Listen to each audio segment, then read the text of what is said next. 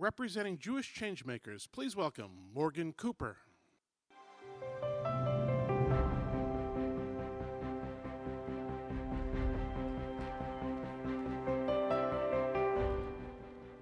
Hello, everyone.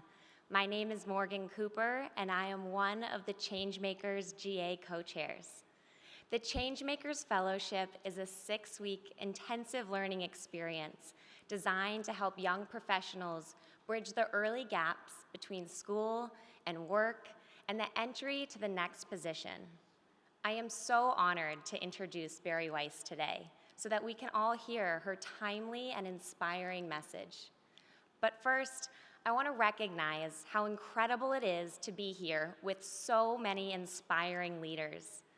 Over 100 young Jewish adults, ages 20 to 30, have traveled here for this year's General Assembly. We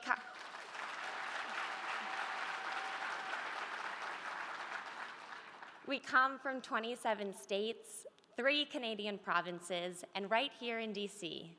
In total, we represent 54 Federation communities, with having 2,500 changemakers go through the session over the last several years.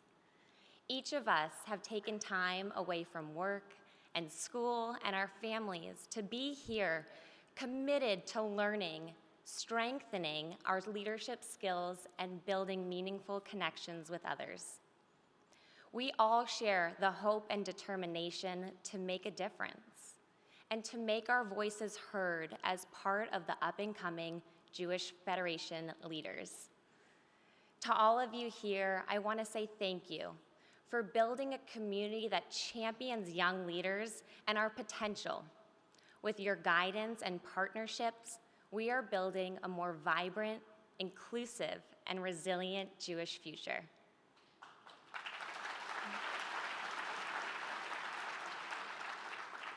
And now it is my great privilege to introduce Bari Weiss. Bari has shown so many others in our community how to inspire, demonstrating leadership in both thought and action.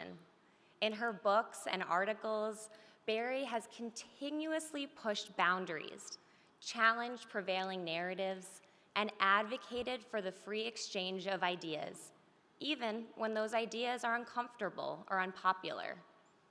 Bari is a former editor and writer of the Wall Street Journal, the New York Times, and now the editor of her own media platform, The Free Press. Please welcome me in joining Bari Weiss.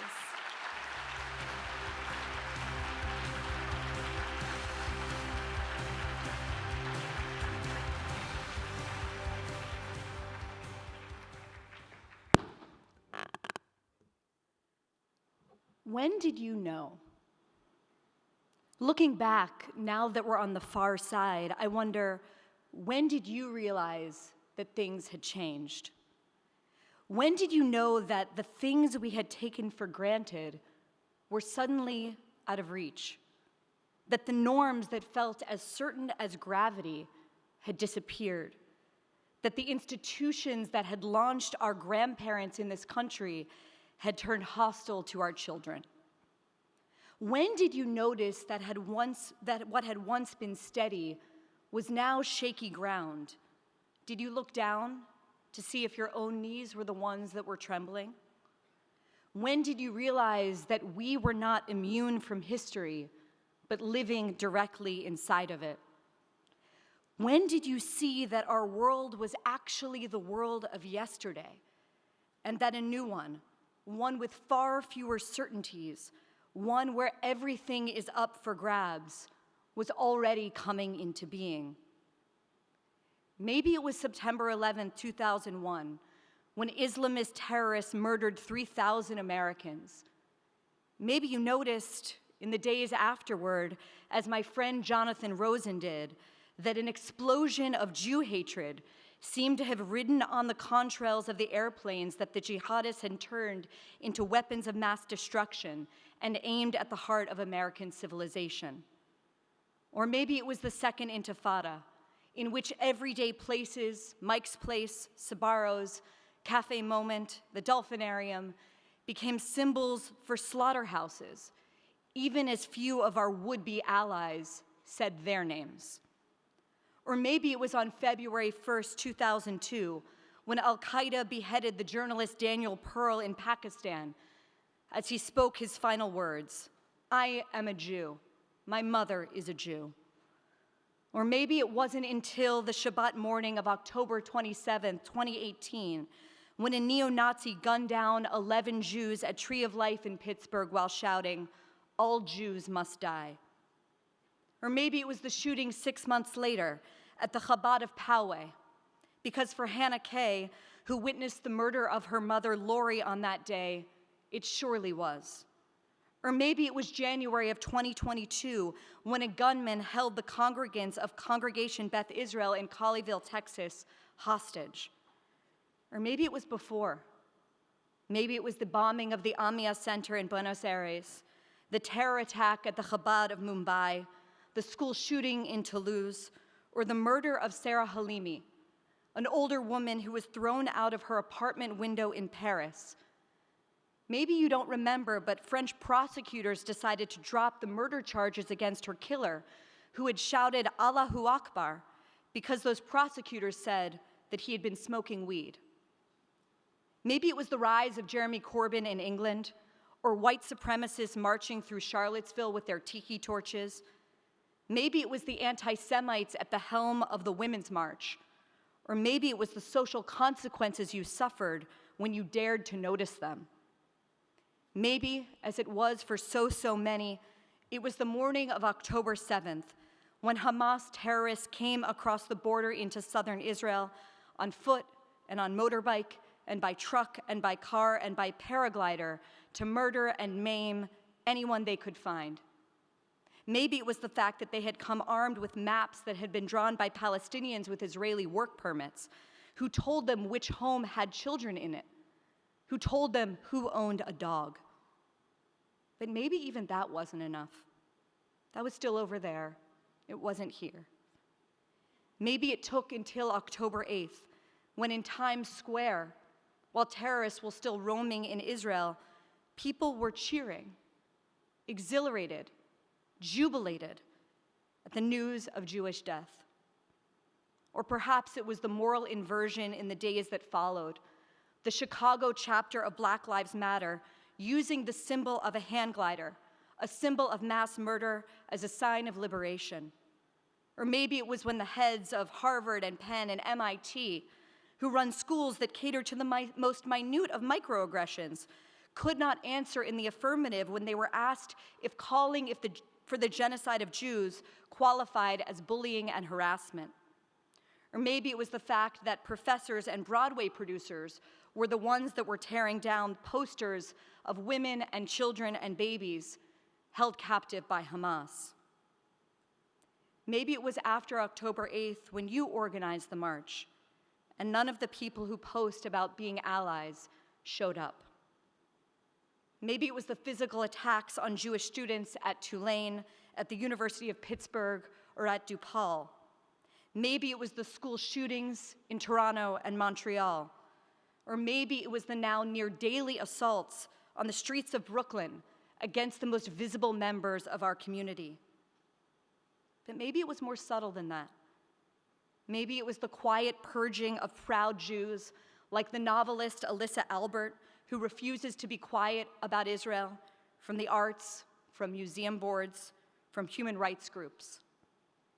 Maybe it was watching what your children were learning in their ethnic studies class about Israel and about the history of the Jewish people. Maybe it was the mobs that gathered outside of Michael Rappaport's show in Chicago, calling him a racist Zionist, or the venue in Chicago that canceled a Matisyahu concert because they claimed they couldn't guarantee his safety.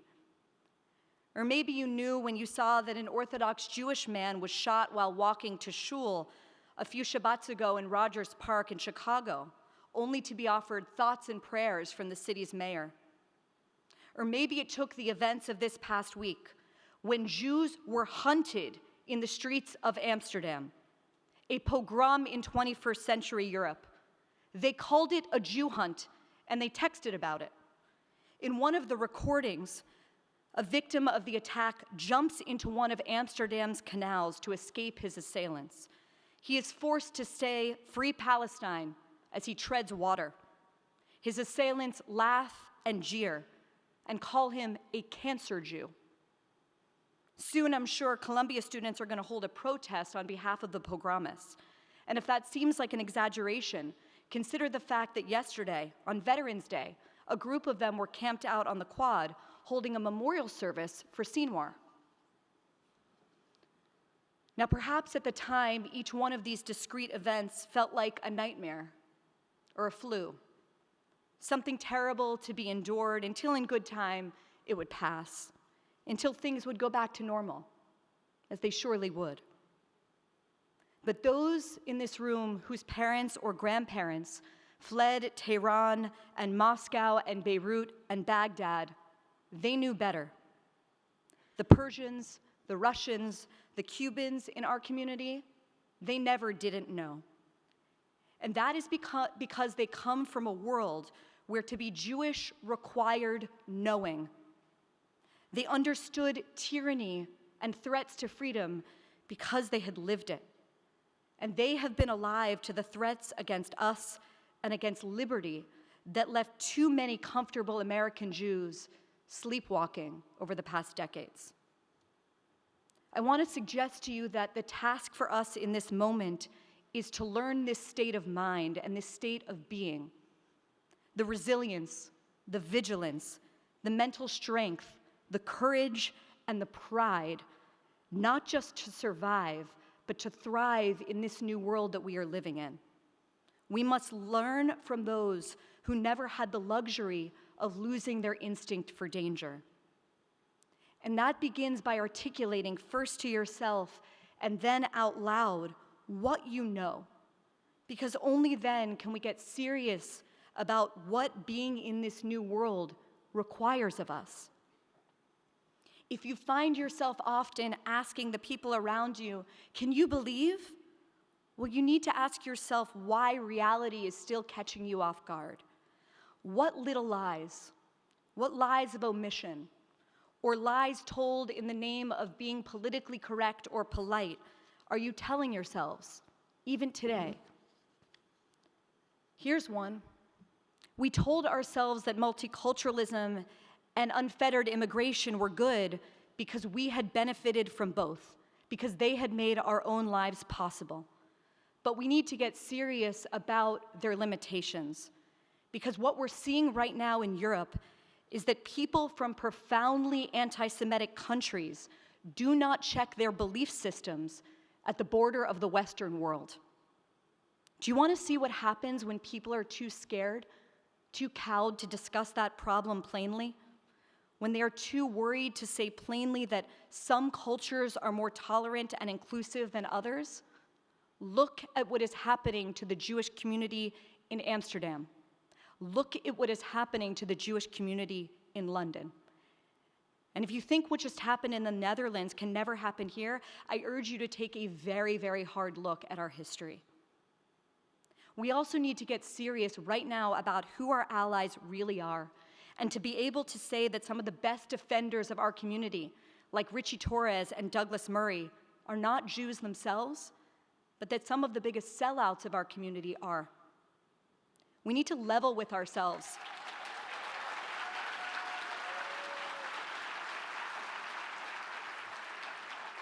We need to level with ourselves, even if it's in private, and acknowledge that many of the institutions that have turned against our community were funded by members of our own community. Walk through a museum whose staff would never hire a Zionist curator and look at the names above the galleries. Walk in a university right now and look at the names on the buildings. Look at what's being taught there. How did this happen? We need to ask that as we build new institutions to make sure that we prevent that from ever happening again. We need to say out loud what we know to be true about different ideologies that are very chic right now in American life. One of them is this: a worldview that measures fairness by equality of outcome rather than equality of opportunity. A worldview that says that merit and excellence are suspicious is a worldview that is fundamentally hostile to us and to every single value that we stand for. We need to be able to say that the politics of the mob, from whatever side of the aisle, will always be dangerous for us, and that those who insist right now that the voice of the people or the voice of God are wrong. We need to talk about a legacy press that our community still reads religiously, but which lies about the things that we know to be true. The legacy press would have you believe that the hunt for Jews in Amsterdam was just a scuffle between football hooligans. That is no less a lie than suggesting that the phrase Sig Heil merely means hail victory. We need to say out loud that anti-Zionism is anti-Semitism, full stop, and the idea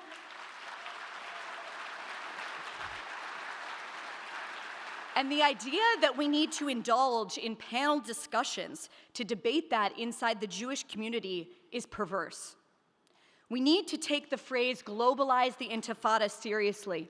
It is not a fun rally chant. It is a call for violence against our community. What this moment requires is the truth, the hard, uncomfortable truth. It means not backing down from telling it to yourself and to others. It means holding your leaders to account when they fail to deliver, and not just following them blindly out of convenience or convention. It means realizing that good ideas and good people, they don't just win on their own. They need others to elevate them, to defend them, and to promote them. If all of this, if this moment that we're in feels deeply uncomfortable, that is because it is.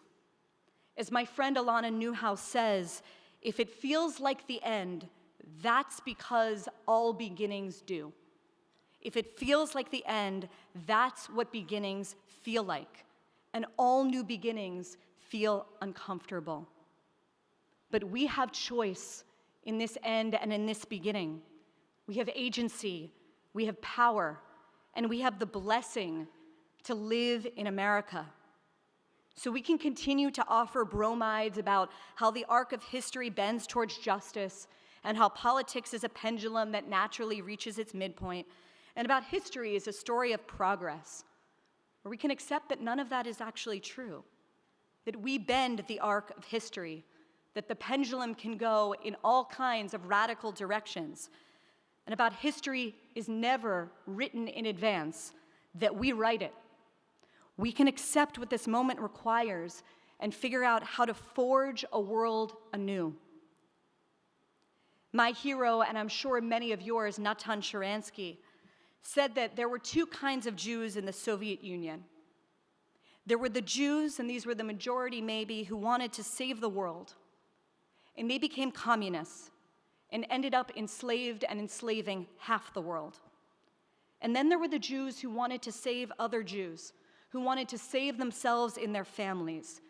And these are the ones that we remember and elevate and honor as the refuseniks, the dissidents who refused to go along. They were the ones who ended up bringing down the Soviet Union and saving the free world. History is back. The old world, the old normal, it is not returning. It is on us to build the new one, and it is on us to ensure that it is free. Thank you so much. Thank you. Thank you so much.